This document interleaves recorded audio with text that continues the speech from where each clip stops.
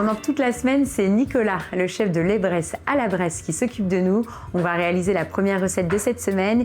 Il est parti sur un riz de veau qui va associer donc avec une purée aux légumes du moment.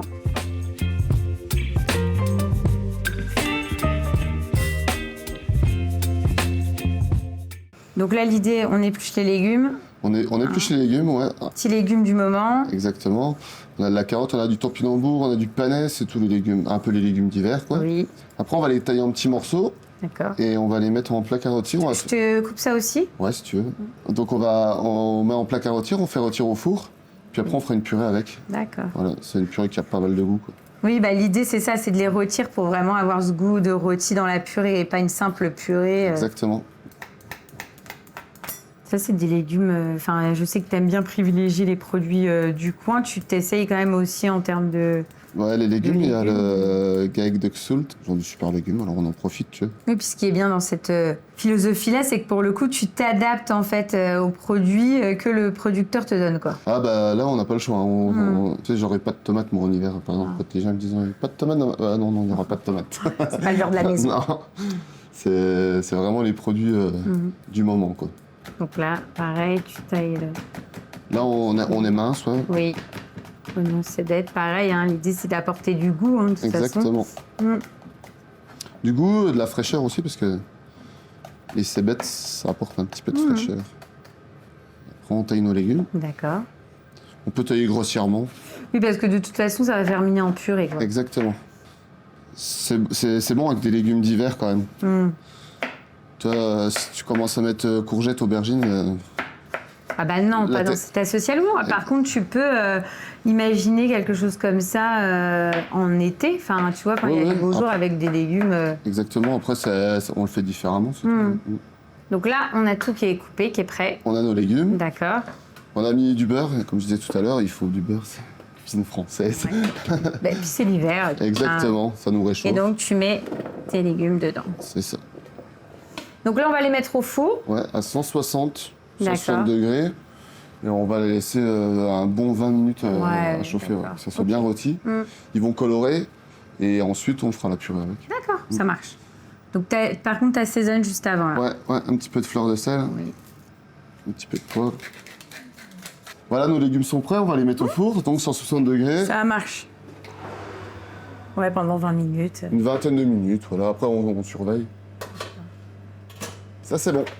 Donc, tu en as préparé d'avance pour pas qu'on patiente. Et donc, à la fin, donc une fois que les légumes sont bien rôtis au four... Voilà, on les reprend, on les mixe. D'accord. Donc, dans un blender. Dans un blender, ou avec une girafe, n'importe quoi vous voulez. L'idée, c'est de faire quelque chose d'assez lisse, quoi. Alors, il faut que ça soit lisse, ça fait une texture... T'as rajouté quand même du beurre après, d'ailleurs, pour Alors, lisser. le beurre, il y en a assez dedans. On lisse avec un trait de crème. D'accord. Pas trop non plus, parce qu'après, sinon, ça prend goût. Donc ça, c'est bon. On fait quoi ensuite? Eh ben, on va faire dorer nos riz de veau. D'accord. J'ai préparé un jus de veau. Donc ça, tu fais un jus de veau classique. C'est ça? Ouais. Et dedans, on l'a fait réduire. Donc tu vois, on le fait bien réduire. Et dedans, je mets du vin de sureau. Ah, okay. Et ça va la sucrer et ça donne cette consistance, justement. Donc ça sera notre petite sauce pour accompagner Exactement. notre riz de veau. On le sort, le riz de veau, et on le cuit? Yes. Le riz de veau qu'on a préparé avant. Oui. Tu vois, on prend notre riz de veau entier, on le fait cuire, on le met dans de l'eau qui bout, de l'eau bouillante.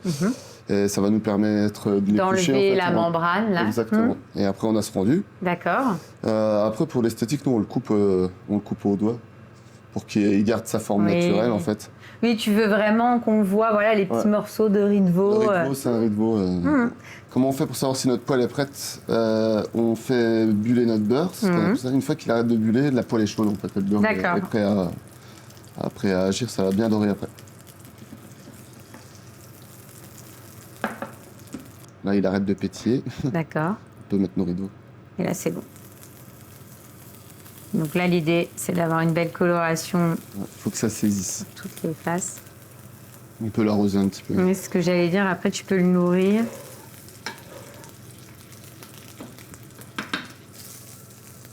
Voilà, tu vois, il commence à bien dorer.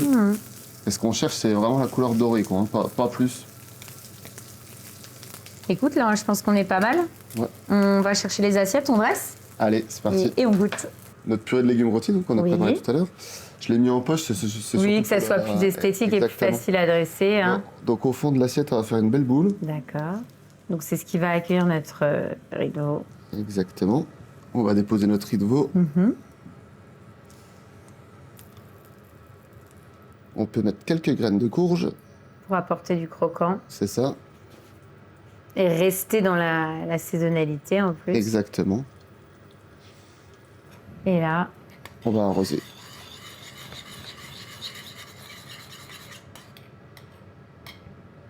Tu arroses.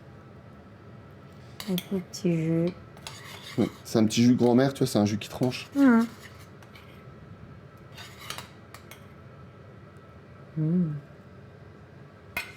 Après, pour la décoration, et pour le goût aussi, hein, c'est les jeunes pousses de moutarde. Ouais, ça va donner du volume. Ouais, et ça, c'est produit à Épinal par un petit jeune qui est sympa. C'est cool. Alors, ça apporte du volume et puis du goût, quoi. Ça sent vraiment la moutarde, tu vois. Mais bon, goûte. Bah oui. Hein. Alors, toi, t'écrases bien, tu prends la purée avec. Là. Un petit peu de graines de courge. Top, pas top. En fait, le beurre noisette, ça match super bien avec le topinambour, ce goût de noisette qu'on retrouve. Tu vois, il y a de la cohérence. C'est vraiment très très bon, c'est gourmand. Puis t'as la petite sauce qui est là. Enfin, franchement, c'est top, quoi. Et en mise en bouche, c'est déjà bien. Ouais. Tu commences comme ça, t'es déjà vraiment très bien, quoi. Ça ramène la couleur, quoi. C'est ça. Alors justement, c'est quoi la suite? Eh ben, demain, on va travailler sur de la truite, de la pisciculture du frais baril, lac Certini. C'est top qualité et on va faire un gravlax. Donc on va le passer au sucre et avec du zeste de pamplemousse pour notre filet de truite frais. Là, j'ai fait un petit pavé, mais... Et on va le recouvrir de sel et de sucre. D'accord. Donc on a fait un petit mélange de sucre et de gros sel. Oui. Et en quantité, on est comment là? Eh ben, on a 80 grammes de poisson et du coup on a un mélange 40 grammes sucre et sel. Ça fait 20 grammes de sucre, 20 grammes de sel à peu près. Donc tu recouvres. Faut bien le recouvrir. Oui. Et là. Du coup, on va récupérer un petit peu de zeste de pamplemousse. Tu veux déjà maintenant installer tout de suite cette petite note de pamplemousse et d'agrumes, quoi. C'est ça.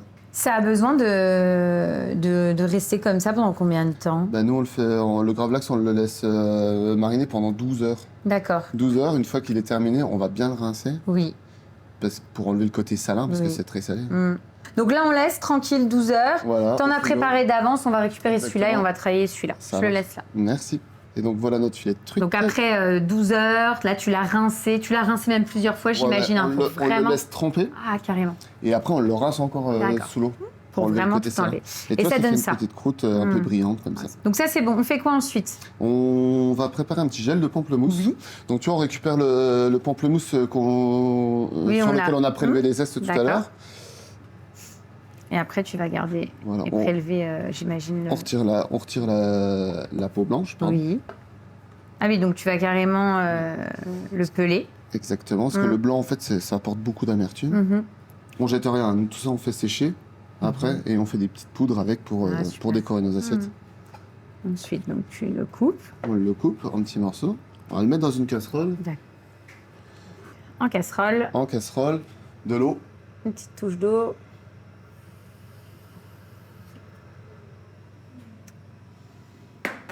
Un petit peu de sucre. C'est comme une espèce de confiture, sauf que je rajoute de l'eau, quoi, en fait.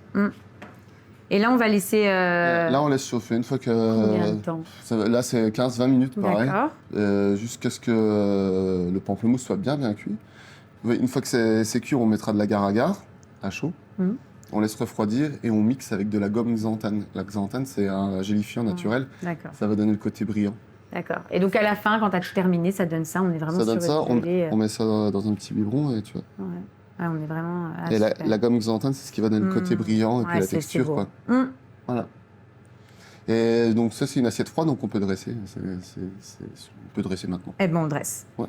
Alors, notre filet de truite, on va le couper pour le dresser. Donc moi, je l'aime bien en petits morceaux. J'aime pas une fine tranche. Oui. J'aime bien qu'il y ait un peu de mâche. Donc on va le couper comme ça. Alors du coup, on a coupé notre truite, un petit morceau. On a fait un crumble de champignons, c'est vrai qu'on l'a pas vu dans la recette. Ça, c'est tout simple. Donc c'est ça, hein? Ouais, c'est ça. On fait sécher les champignons de Paris-Brun. D'accord. Ensuite, on les mixe, on fait une poudre. Et avec la poudre, on fait notre crumble comme un crumble normal. Simplement, on remplace la farine par la poudre de champignons. D'accord. Donc il y a du beurre et on a vraiment ce résultat-là.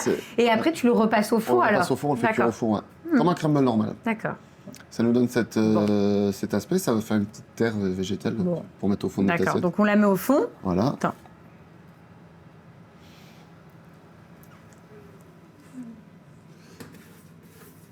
Et ça aura bien le goût, en fait, du champignon. Ça a vraiment le goût de champignon. D'accord. Ouais, donc c'est esthétique, mais voilà, ça avant tout, c'est le goût. Hein. Ouais, ouais. Bon. L'esthétique, c'est une chose, mais le goût, c'est quand même plus important. Voilà. Donc là, voilà, tu avais mis tes petits emporte-pièces pour avoir quelque chose de. Oui, voilà, après, c'est pour l'esthétique. On va déposer nos petites truites en gravlax.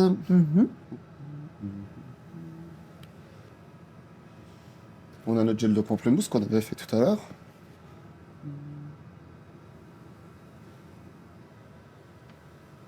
On a taillé des petits suprêmes. Tu veux que voilà, on retrouve le pamplemousse brut dans l'assiette. C'est ça.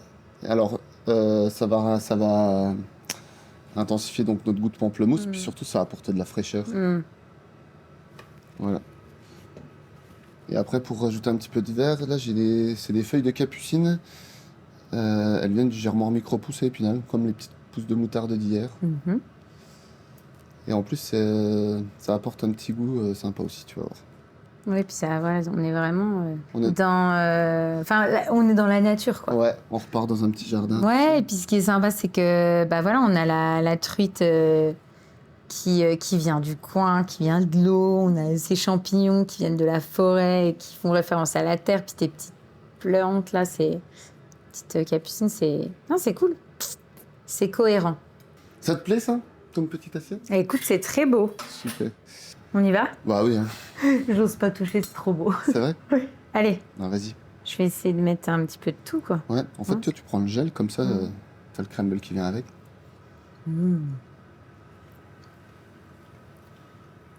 Là, c'est nature. Hein. Mais c'est top parce qu'en fait, t'as vraiment le côté pamplemousse qui apporte vraiment de la fraîcheur, du peps. Et j'aime beaucoup, t'as raison. C'est-à-dire que vraiment, on est sur un beau produit, la truite. Elle est très bonne, donc autant voilà, la couper, et voilà, c'est assez généreux. Ça va apporter de la texture, de la mâche et tout. Et tu vois, alors tout de suite, la première chose qui vient, c'est le pamplemousse. Et puis voilà, enfin, comme ça, on a les petites notes de champignons qui fonctionnent bien. Donc non, c'est cohérent. Voilà. Et puis si tu prends la petite feuille de capucine en même temps, ça va apporter de l'amertume, comme le pamplemousse en fait. Ouais. Voilà.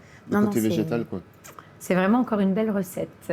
On monte le niveau. Vivement demain. Ouais, c'est ça. Alors on fait quoi justement après? On va faire un filet de chapon. Dessus, on va mettre un petit peu de lard italien. C'est pareil, c'est un lard gras, c'est top. Avec un petit jus à la clémentine. Ah. Ouais. Alors là, je vais juste enlever les premières feuilles. Oui, pour garder vraiment. Exactement. Pour enlever en tout cas les feuilles qui sont moins esthétiques. Tout à fait. Et ça, c'est un produit que tu as trouvé comment? Enfin, en gros, tous tes produits, tu les trouves comment? Eh ben, alors c'est déjà, le bouche-à-oreille, il y a le bouche-à-oreille. Moi, je suis issu d'une famille agricole aussi. D'accord. Donc, du coup, j'ai pas mal de connaissances comme ça. Mais tu as le réseau qui te permet aussi de trouver facilement. Après, eux, ils font un marché de producteurs tous les samedis.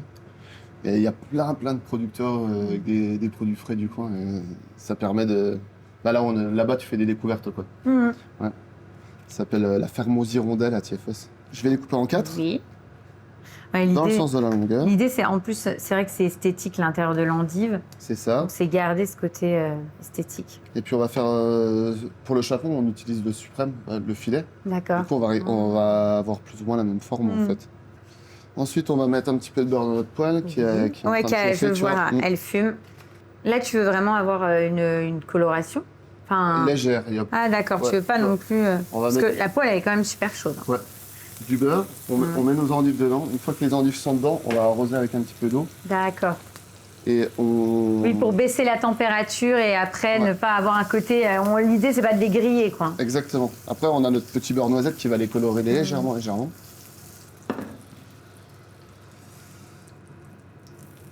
Et en fait, notre poêle, elle va servir à plein de choses. Tu vois, là, on va faire briser nos endives. Oui. Une fois qu'elles seront prêtes on mettra notre filet de chapon qu'on a fait cuire avant en basse température. Là, il est encore au four, tu vois. D'accord. À la maison, si t'as pas la possibilité de faire la cuisson basse température, comment eh ben, tu prends ton suprême de chapon, tu le filmes, tu l'emballes dans du papier d'aluminium, oui. Tu fais chauffer une casserole d'eau, tu la montes à ébullition, une fois qu'elle est à ébullition, tu coupes l'eau, tu mets ton suprême dedans et tu le laisses jusqu'à ce que l'eau soit froide. Ah d'accord, ok. Et ça va te donner la même texture. Ah ouais, et ça marche bien quoi. Ouais, enfin, ouais. Ok. C'est testé à approuver alors. Exactement. Bon.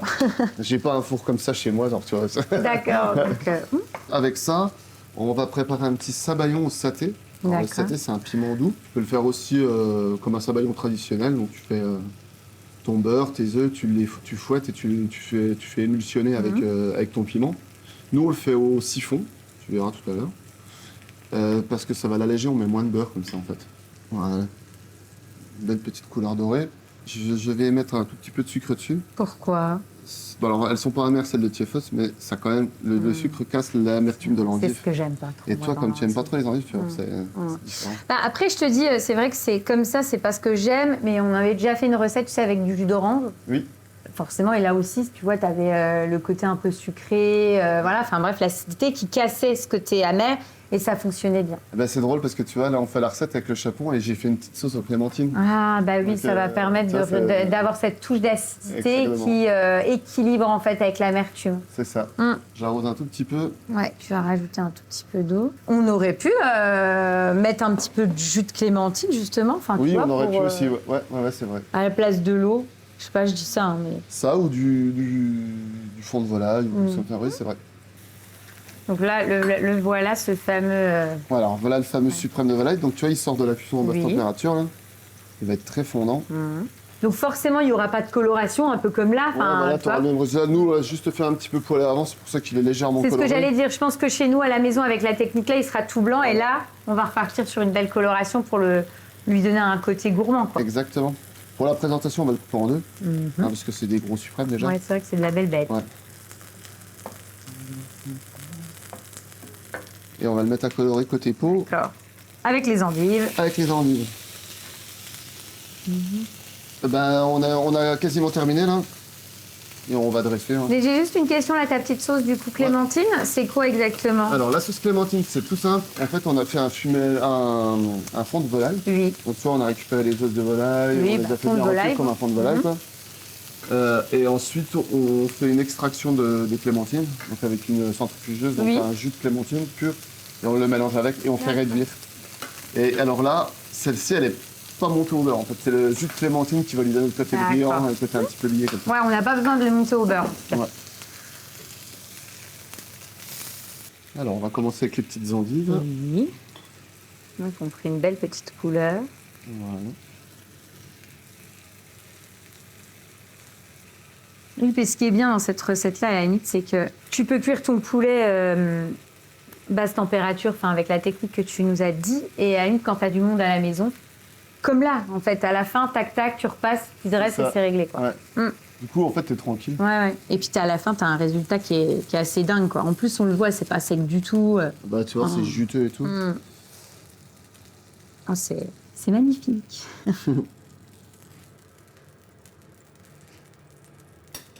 On va mettre notre petit jus aux clémentines.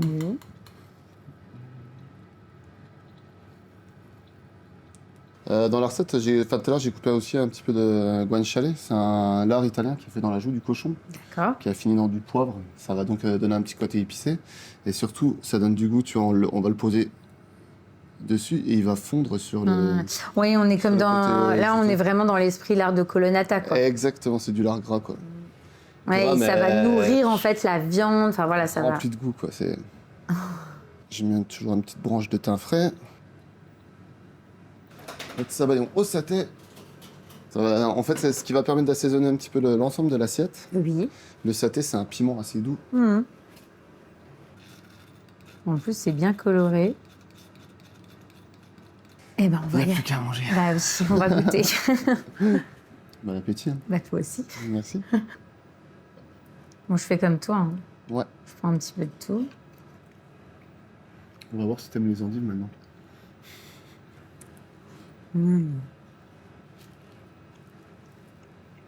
Ça, c'est vraiment top. C'est vraiment très bon. Effectivement, on est quand même sur une endive. Là, l'amertume, elle est inexistante. C'est ça. Elle est vraiment inexistante. Enfin, elle est très légère, tu vois, c'est pas... On a quand même le goût de l'endive puisqu'il faut qu'il soit présent, mais c'est vraiment pas trop marqué. Non. Et puis, je trouve qu'en termes de cuisson, elles sont parfaites. C'est-à-dire que, tu sais, elles sont fondantes et en même temps, il reste un petit peu de mâche à la fin. La cuisson comme ça, basse température de ton chapon est vraiment top. Et voilà, le mariage avec la petite sauce clémentine, c'est vraiment bon. Voilà. C'est un très, très beau plat. Super. On fait quoi ensuite?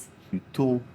Filet de taureau, c'est pas très commun, mais tu vas voir, j'en ai jamais fait. Et ben voilà, ce sera le premier. C'est super, c'est fondant aussi, tu vas voir. Tu vas voir, le taureau, c'est pas gras du tout.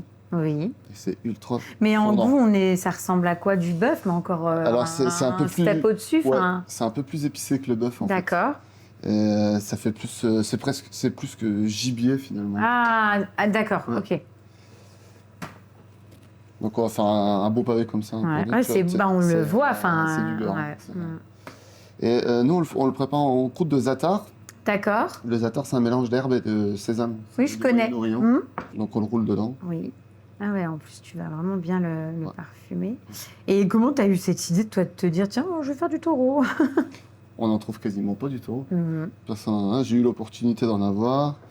Et t'en avais déjà goûté avant d'avoir cette top? Ouais, tu savais que c'était top, quoi. C'est top. Regarde, mais tu vois, alors il y a déjà... C'est un super produit, quoi. Oui, après, c'est vrai qu'en plus, toi, la particularité du restaurant, c'est que tu fais de la viande maturée. Donc, tu avais déjà cette philosophie de trouver des belles pièces de bœuf, de viande, etc., quoi. Ça fait partie de l'éthique de la maison, quoi. On aime bien... Ça, moi, je suis issu d'une famille agricole, alors c'est pareil, on aime la chance de t'aimes bien avoir de la bonne viande, quoi. Exactement. Voilà. Donc ça, c'est bon. Ensuite, on l'a préparé, on l'a mis en croûte. On va préparer nos lentilles. Donc, je les ai déjà fait cuire à l'eau. D'accord. Après, je les ai fait revenir avec un petit peu de beurre, des oignons cébettes. Donc, je prends des lentilles. Donc, ça, c'est des lentilles en pune qui viennent du coin. Ouais, c'est des lentilles de la ferme de la Malglaive à Arolles. D'accord. Donc, des lentilles bio. Tu les as cuites dans l'eau, bouillante, salée. Voilà, tout à fait. Pas trop cuit. Il faut faire attention avec les lentilles parce que dès qu'on les cuit trop, c'est ça. Donc, vraiment pas trop les cuire. Et après, tu les as fait revenir quoi? Tu as fait revenir un petit oignon, c'est ça? Ouais, c'est les petits oignons cébettes, c'est les petits oignons nouveaux. Du coup, on fait revenir nos oignons cébettes, on les fait bien colorés. On jette nos lentilles cuites dedans avec un petit peu de beurre. Et voilà, ça donne ça. D'accord. Et alors, on a parlé sur la chatte qu'on allait faire une écume de lentilles au Beaufort. Oui. Donc, je garde quand même un petit peu de lentilles comme ça, parce qu'on en aura besoin pour le dressage tout à l'heure. Et j'en prélève une petite partie. Oui. Que je mets dans une casserole chaude. Avec un peu de crème. D'accord.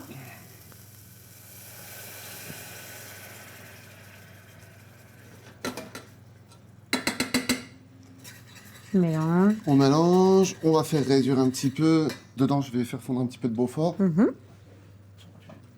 L'idée, c'est que voilà, il y ait ce petit goût, mais que ça ne le prenne pas trop. Pas trop, ouais. Faut que ça soit subtil. Exactement. Voilà, notre Beaufort, il a fondu. Voilà, une fois que notre crème de lentilles au Beaufort est prête, on la mixe. Oui. Donc au blender. Au blender, on la passe au chinois pour enlever les petites peaux. Et on la met dans un siphon. D'accord. Et après, donc toi, tu as déjà préparé, et après, on va sortir le siphon, on n'aura plus qu'à... Exactement. On le met dans nous. Et tu le sers chaud. Chaud, ouais. D'accord. Donc ça, on laisse de côté, c'est bon. Voilà, on va démarrer la cuisson du filet de bœuf. Eh ben, on y va. Oui, tu veux dire filet de taureau. Oui, exact. Et donc, pour accompagner ce plat, tu as prévu une petite sauce, tu vois? Ouais. C'est quoi? Alors, en fait, sur une base de fond de veau, toujours, on a fait une sauce aux champignons. En fait, on est allé cueillir des trompettes de la mort, on les fait sécher. D'accord. Avec ça, on fait une petite poudre. Et on va lier notre sauce, notre jus de veau avec la poudre de champignons. Donc c'est pour ça que tu as une couleur vraiment très soutenue. Exactement. Après, on la monte au beurre, on la lie. D'accord. Et ça lui donne ça. ce côté brillant. Notre poêle est chaude. Le beurre est bien fondu. Le beurre est bien fondu, il bulle. Et hop là. Donc là, voilà, aller-retour, on va bien le... Exactement. Donc là, j'imagine que c'est comme une pièce de bœuf. Exactement. Il faut manger ça. Et bien saisi et bien saignant. Ouais, bleu saignant. Même bleu. Les clients, ils réagissent comment quand ils voient le taureau à la carte? C'est la surprise. Les gens connaissent pas trop. Et c'est vrai, comme c'est un produit qui est compliqué à avoir, du coup, ça marche bien. Les gens, ils essayent, quoi. C'est la curiosité. Exactement. Et ils sont pas déçus. Et pas du tout. Hop, waouh. Ah ouais. Voilà, une belle couleur. Et on va être puis c'est une belle pièce. Ouais, alors là, je l'ai fait pour deux. Ah ouais, d'accord. Parce que... Mais au restaurant, tu viens, t'as un filet complet. Hein. Ah d'accord, Ouais, c'est ça. Ouais. Tu manges, Généreux, pas de, tu manges pas de dessert. Toi, tu veux pas manger des desserts, hein, t'as pas envie. Bien chaud, tu fais un petit lit de lentilles au fond. Tu me conseilles d'attendre un petit peu pour que la viande, elle, au même titre qu'une pièce de bœuf, ça tire un petit peu.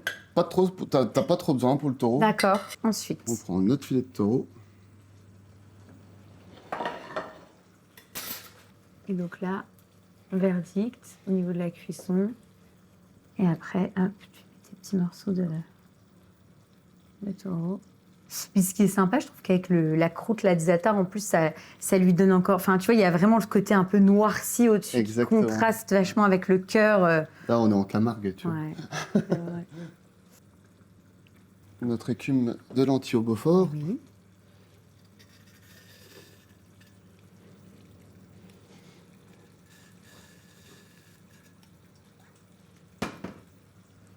Et ensuite... Notre jus aux champignons.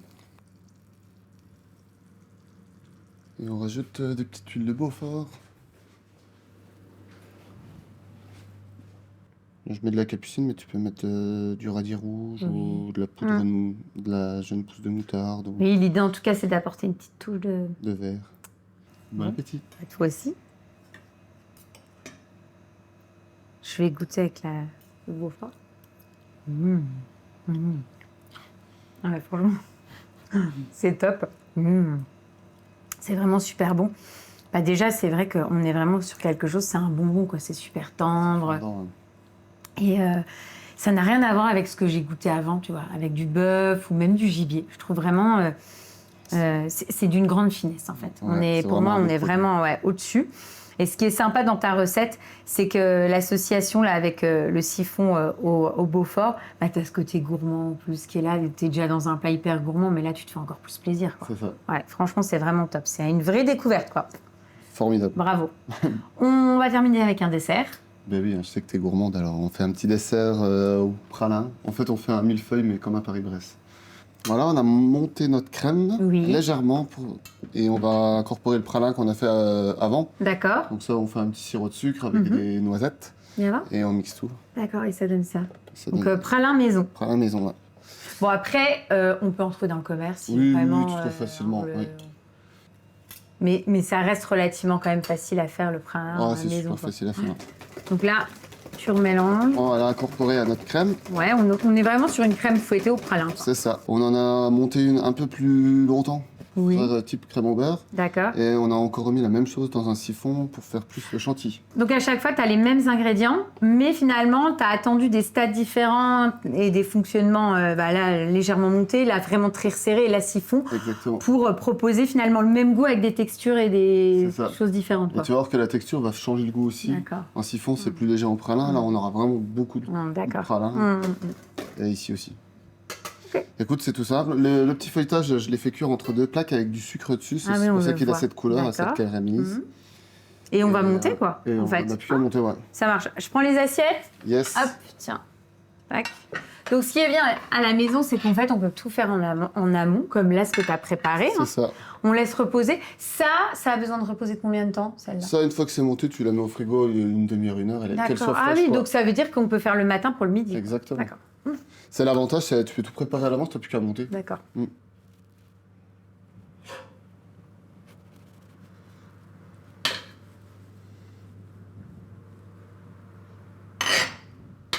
Ensuite, on met la crème qu'on a montée. Ouais, pour le pralin, c'est la quantité par rapport à la crème qu'on aura montée, c'est un petit peu au goût, en fait. D'accord, c'est au feeling. C'est comme on aime. Comme tu aimes, ouais, exactement. Donc toi, là, tu l'as dosé comme tu aimes bien. Voilà. Et tu vois, on a 3 dosages différents. T'as la crème ici. Dans la crème, j'ai mis 20 centilitres de crème à peu près. Et une cuillère de pralin. D'accord. Là, ici, on en aura plus. Oui, C'est plus la dense. différence des couleurs. D'accord. Oui, bon, on le voit de toute façon visuellement. C'est ça. Ensuite. Après, on met notre petit feuilleté ici. D'accord.